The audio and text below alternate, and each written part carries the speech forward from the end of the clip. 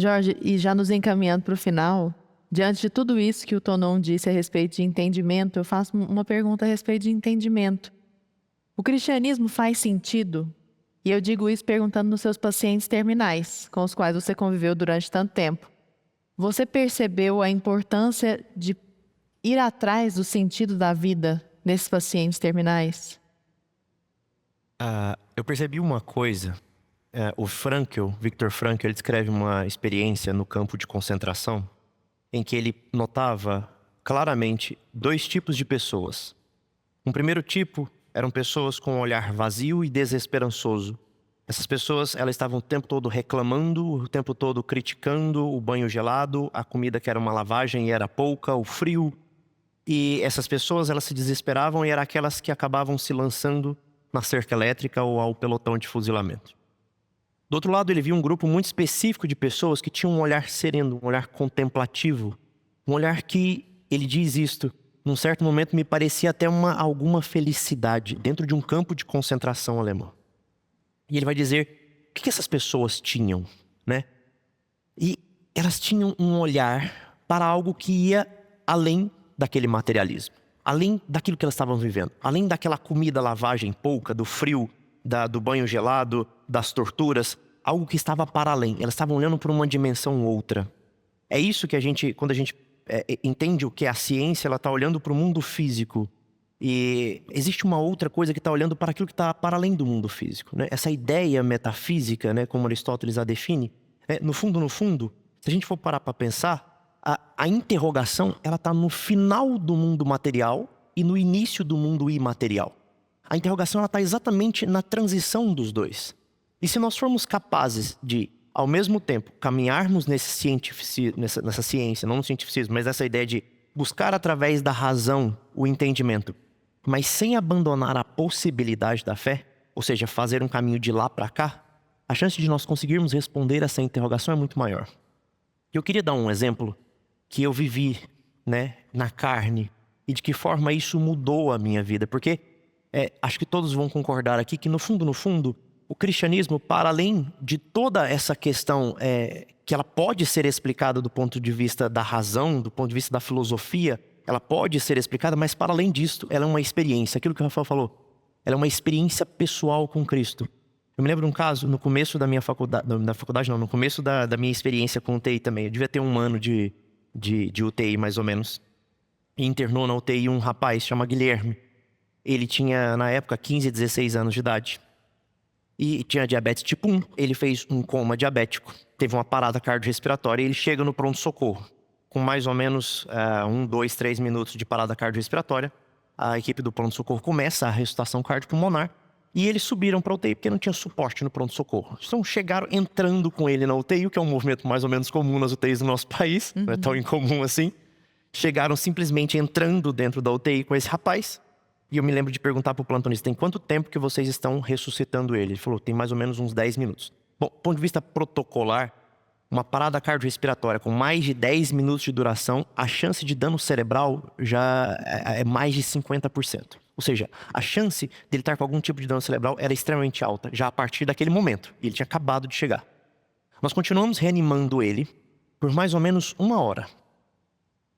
E nessa parte eu falei assim, caramba, porque ser um menino muito novo, dificilmente eu estenderia tanto essa reanimação. Mas alguma coisa ali estava diferente. E eu deixei as enfermeiras continuando a reanimação e fui conversar com a mãe. A mãe estava parada na porta da UTI. E eu me lembro dela segurar na minha mão e dizer assim, ó, Jorge, eu já coloquei ele nas mãos de Deus. Ele vai ser padre. Ela falou desse jeito pra mim. Ele vai ser padre. Fique tranquilo.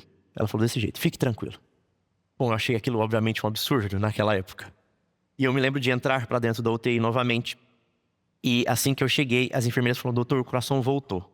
Falei, bom, o coração voltou, mas a chance do cérebro não ter sobrado nada é extremamente alta. Bom, a gente fez todo o protocolo, ele permaneceu sedado. Depois nós retiramos a sedação, ele teve um inchaço cerebral gravíssimo. E aí o cérebro desinchou. E aí eu disse para a mãe, isso 3 semanas depois, ele continuava na UTI. Eu disse para mim, ó, a gente vai tirar ele agora do restante da sedação. a chance de um dano cerebral é extremamente alta. Muito provavelmente ele não volte. E se voltar, ele vai ser irreconhecível. E aquele menino voltou. Completamente normal. Completamente normal. E a primeira frase que ele me disse, quando eu tirei o tubo da boca dele, falei, você consegue falar? Ele estava com a voz rouca, consigo falar. Estava com a traqueostomia, ele trampava a traqueostomia e falava, consegue falar? Consigo falar. Tá bom. O que você quer? Ele virou para mim e disse, quero ser padre. E, assim, esse rapaz, eu vou ser muito sincero com vocês, né? A mãe me conta que ele era um ateu antes disso, né? Ou seja, era um menino que estava aprontando na vida, ele não tinha muito lá propósito. E ele disse, a hora que ele diz aquela frase para mim, eu quero ser padre, eu fiquei imaginando aquela cena. Porque eu fui o homem que chegou para aquela mãe e disse, olha, talvez esteja na hora da senhora desistir. E ela disse, meu Jorge, fique tranquilo, sabe? Como quem estava olhando para um lugar que eu não estava olhando. Eu demorei para entender isso. Até o dia que eu passei por um problema familiar extremamente grave. Na minha família, na minha vida pessoal. E naquele dia em que eu me vi sozinho, solitário, me afastando do meu casamento, me afastando da minha família, eu que era médico, eu fui o coordenador de UTI mais jovem do estado de Goiás. Eu que era renomado, eu que tinha todo... Eu olhei para aquilo e falei, eu acho que a minha vida não tem mais sentido.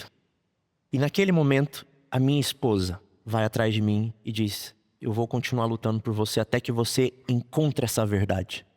E eu disse para ela, mas por que você continua insistindo?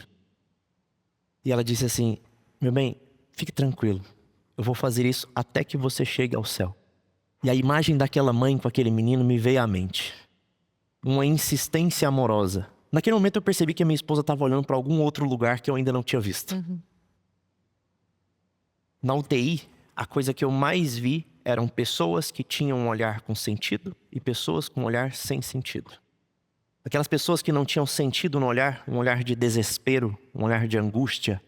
É aquele olhar do Fernando Pessoa, quando ele diz em Tabacaria, coloquei então uma máscara e um dominó que não me servia. Quando tentei tirar a máscara, estava atada à cara. E quando finalmente retirei, já estava velho. Aquela sensação de fim da vida em que você olha para trás e fala, quem viveu isso aqui? É um desespero, uma falta de sentido. Mas havia um grupo muito seleto de pessoas dentro da UTI ao longo de toda a minha experiência nesses 10 anos. Que estavam ali prontas para aquele momento. Absolutamente prontas. Pessoas com sentido. Pessoas que estavam alegres. Pessoas que estavam dispostas. Mesmo que estivessem presas num leito de UTI. E eu falei, o que move essas pessoas? Elas estavam olhando para algum outro lugar. Em que a ciência já não conseguia mais olhar. Elas estavam olhando para uma outra direção. Essa direção eu entendi que era a fé. Foi por isso que eu parei de mexer com UTI. Depois disso eu saí da UTI e fui para saúde mental, fui para psiquiatria. E fui para terapia de casais, que é o que eu faço hoje. Porque eu entendi que não bastava tentar ajudar a salvar uma vida, mas a fazer com que as pessoas vivam com algum sentido. E isso a ciência não conseguiu me oferecer. Apesar de me dar muita base, ela consegue me impulsionar até um certo momento, até um certo lugar. Mas chega um ponto que a gente precisa olhar para outro lugar. E neste ponto, é o ponto onde a gente se vira para algo. E foi assim que eu comecei. Me virando para algo. Num quarto de hotel, desesperado, sozinho. Me virando para algo e dizendo, se o Senhor existe, me ajuda. Essa frase, eu vi ela várias e várias vezes na UTI. Eu vi ela várias e várias vezes no consultório. Eu vi ela várias e várias vezes na boca de homens e mulheres lutando pelos seus casamentos, pelas suas famílias, pelos seus filhos. Ou seja, se tu existe, fala comigo. E a beleza é de que elas são ouvidas e respondidas. Se tem uma coisa que eu não posso negar ao longo de todos esses anos é de que nosso Senhor responde. De fato, Ele responde. Na realidade, quando a gente está atento, quando a gente olha de novo, a gente fala, Deus responde.